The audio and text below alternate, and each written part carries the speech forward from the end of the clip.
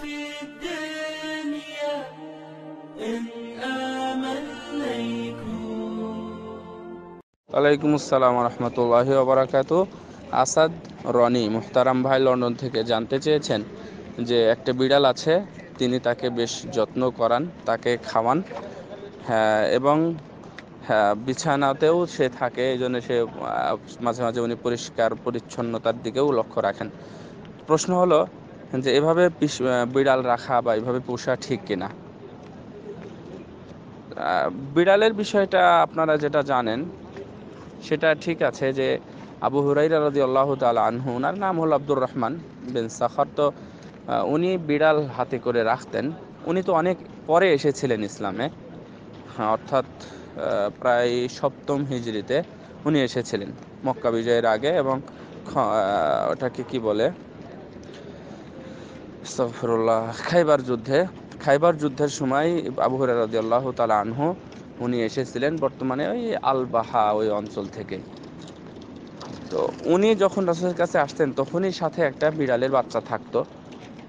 তো জিজ্ঞাসা করলেন এটা কি, তখন বললেন যে এটা হচ্ছে বাচ্চা, বিড়ালের বাচ্চা।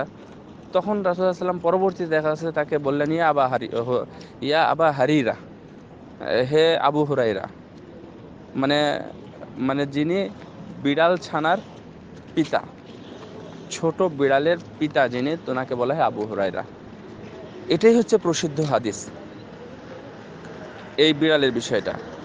আর আরো হাদিস আছে যে রাসূল সাল্লাল্লাহু আলাইহি ওয়াসাল্লাম বলেছেন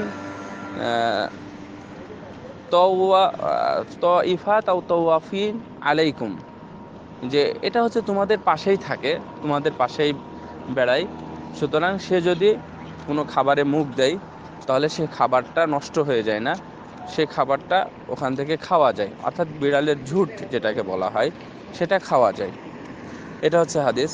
দ্বিতীয়ত আরেকটা হাদিসের কথা রাসূলুল্লাহ সাল্লাল্লাহু আলাইহি ওয়াসাল্লাম বলেছেন যে এক মহিলা জাহান্নামে গেছে, সে একটি বিড়াল বেঁধে রেখেছিল, তাকে খেতে দেয়নি। ছেড়ে দিলে হয়তো বা সে ঘাস পোকামাকড় যাই হোক সেটা খেয়ে বাঁচত, কিন্তু সে তাকে ছেড়েও দেয়নি, তাকে খেতেও দেয়নি, এই জন্য মেয়েটা জাহান্নামী হয়েছে। তো এখানে কয়েকটি বিষয়,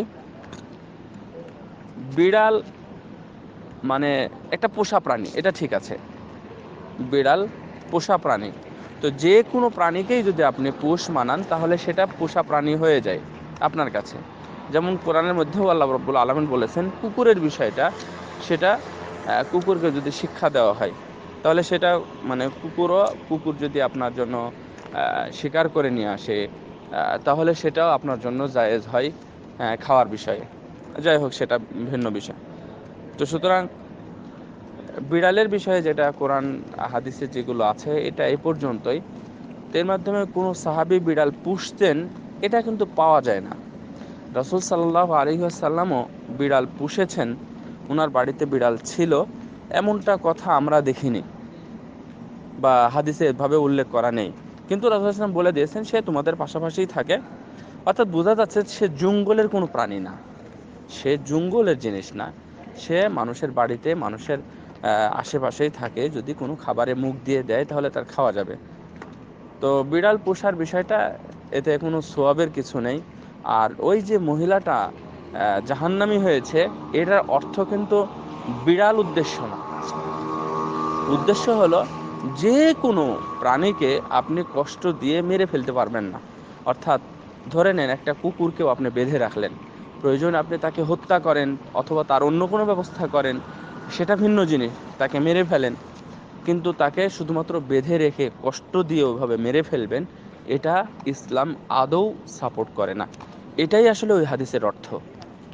বিড়ালের বুঝবেন না যে বিড়ালকে সে এরকমভাবে বেঁধে রেখেছিল, ও খেতে দেয়নি, সে মারা গেছে, এই জন্য সে জাহান্নামে গেছে। আসলে এটা বিড়ালের অধ্যায় না, কিন্তু এটা বুঝতে যেন আমরা ভুল না করি। হ্যাঁ, তো এটা আসলে যে কোনো প্রাণীর ব্যাপার। একটা মুরগিকে আপনি বেঁধে রাখলেন, খেতে দিলেন না, তাহলে আপনি কি বলবেন এটাকে? তাহলে সে তো আপনি অবশ্যই মানে এটা আপনি বড় অপরাধী হবেন।